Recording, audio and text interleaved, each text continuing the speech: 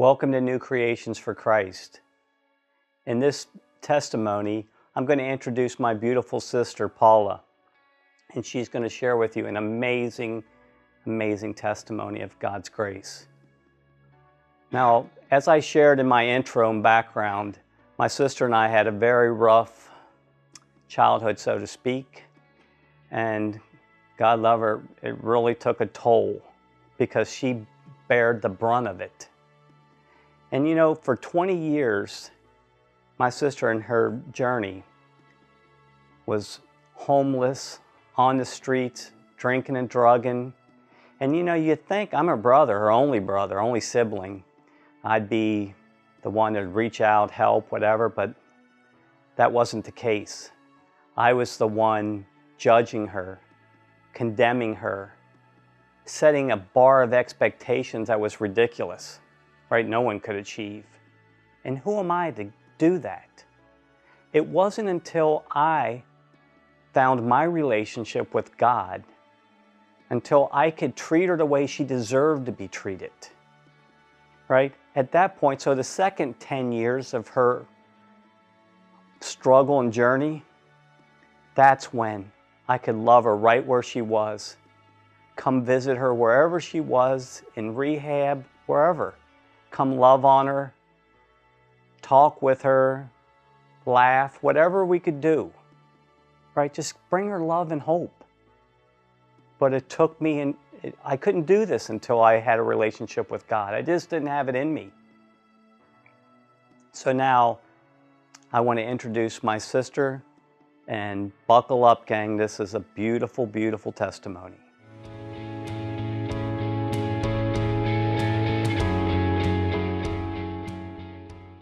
My name is Pauline Livia Samara. That's my birth-given name. And my brother, a couple weeks ago, asked me if I would share my testimony, what we call sharing your experience, strength, and hope. I consider that an honor because we never know where our message will go.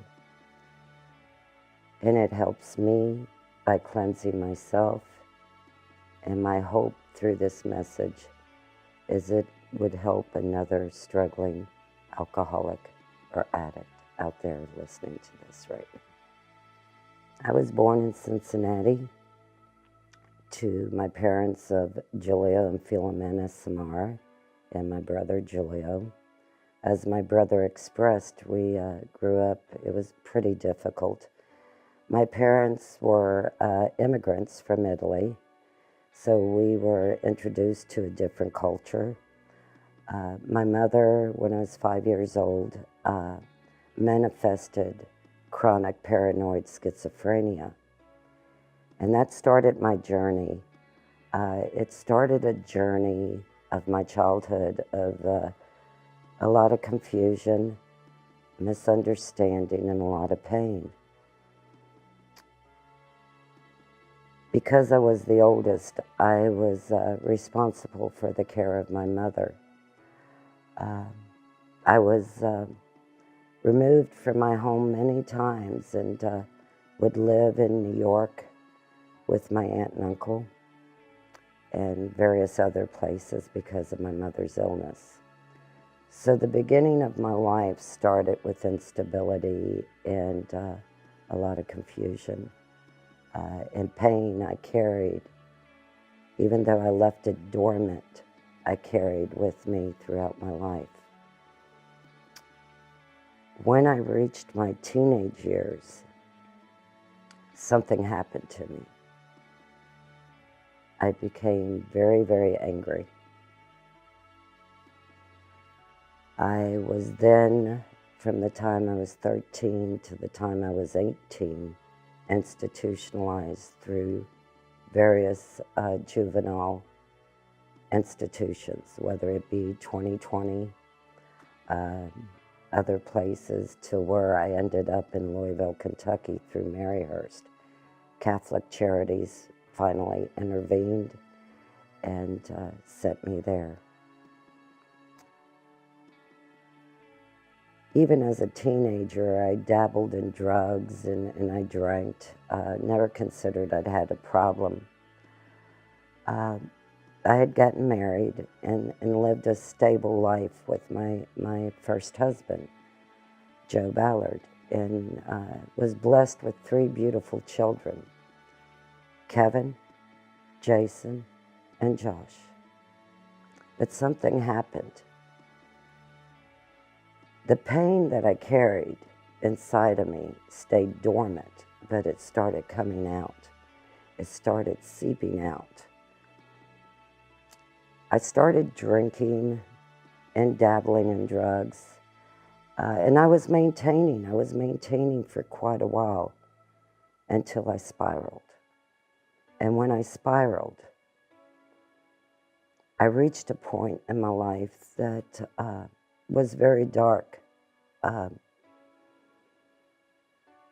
I did things, as much as I loved my family and my children, I became very, very self-destructive. What happened to me in Louisville, I had relapsed again. Same old story about me. I was one damn hot mess, let me tell you. Pretty hopeless. That I had gone to an AA clubhouse called the Pigeon Roost. And I was tampering with meth. I was drinking.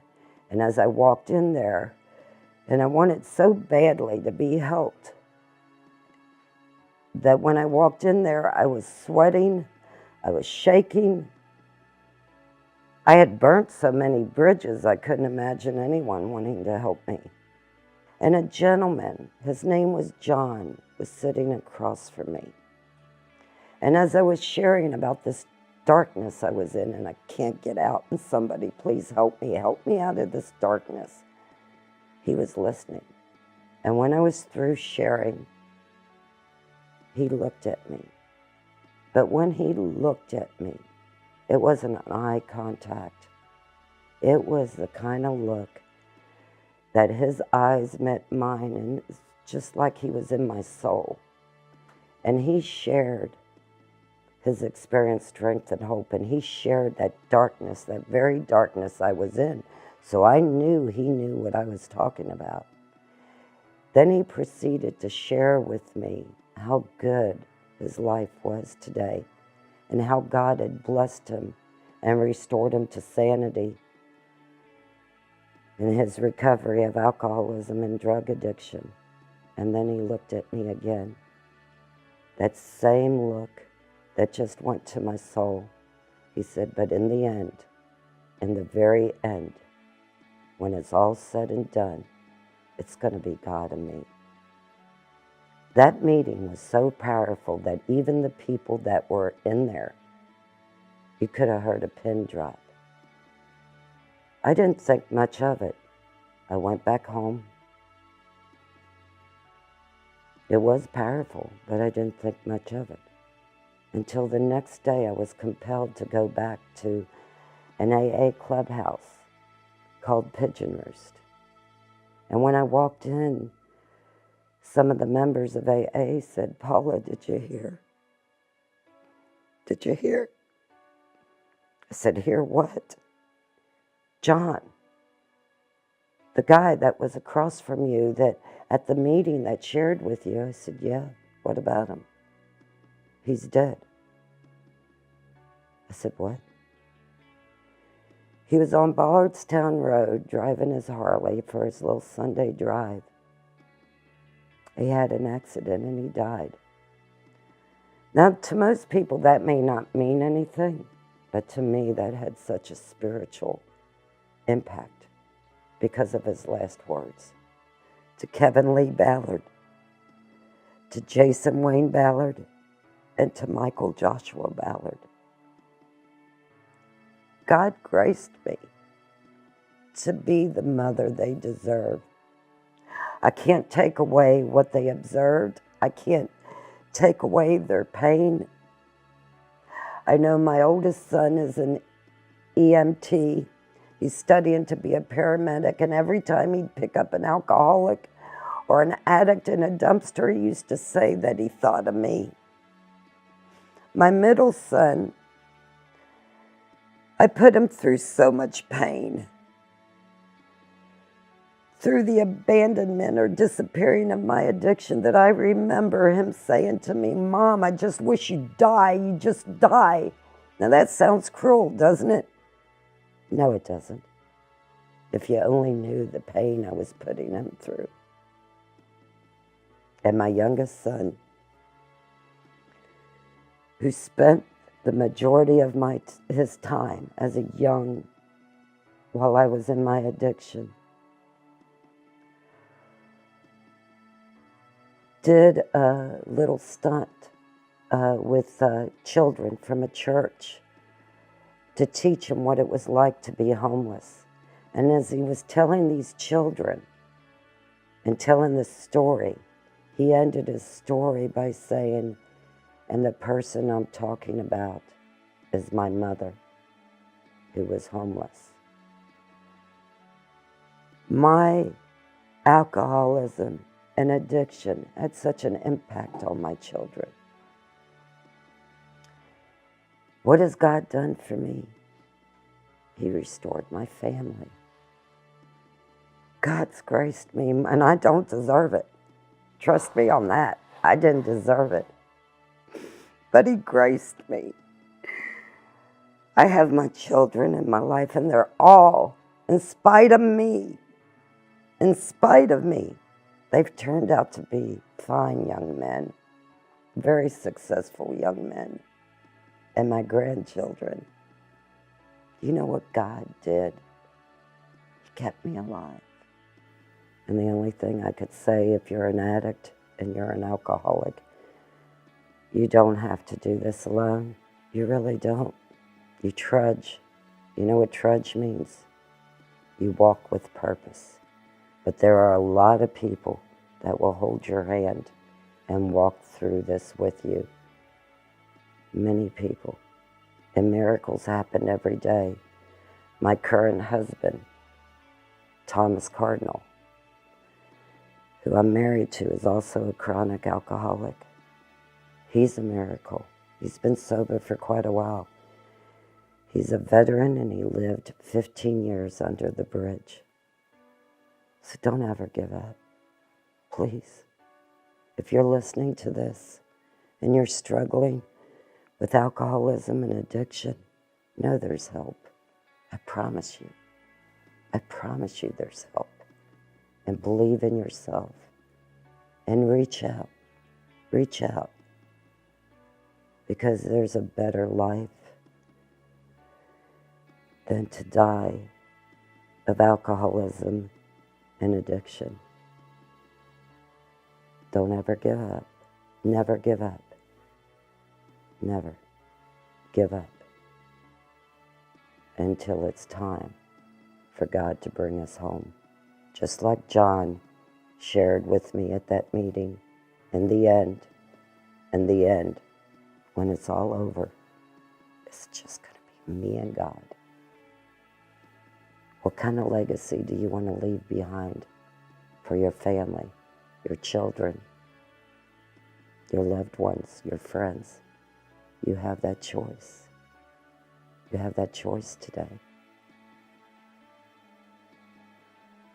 Just create happy memories and don't allow the darkness of alcoholism and drug addiction rob you of your life and creating happy memories. I thank you for listening to me. I never know where my experience, strength, and hope will fall on whose ears. It's not for me to know. I just hope that someone out there will get the help they deserve, because you're worth it. You're a child of God. Know that. Thank you.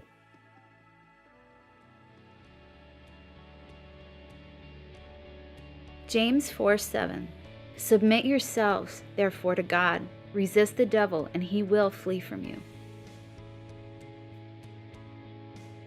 When we continually surrender to God, and as our relationship with Him grows more intimate with passing time, He will be faithful to deliver you from the enemy. Sometimes almost overnight, sometimes longer, but for sure, He will bring you to victory. Look at actors and actresses in Hollywood. Some of the most beautiful, wealthy, and successful people in the world are so often plagued by depression, drug addiction, eating disorders, and countless other destructive problems. History has proven over and over that money, sex, possessions, and fame simply don't provide the fulfillment that we desire.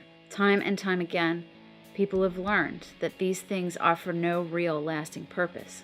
In the Christian understanding of reality, life can have great purpose, but as much as we may resist it, that purpose is found only through a relationship with God.